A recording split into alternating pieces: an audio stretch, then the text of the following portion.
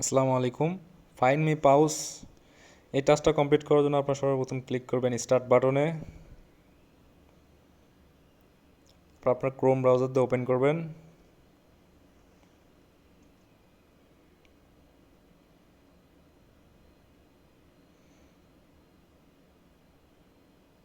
এরপর আপনার থ্রি ডটে ক্লিক করবেন,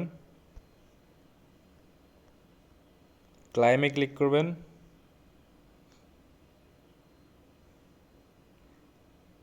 এরপর পাউসের যে লোগোটা এটার উপর 3-4 বার ক্লিক করবেন। এরপর আপনার ব্যাক চলে আসবেন, রিলোড দেবেন।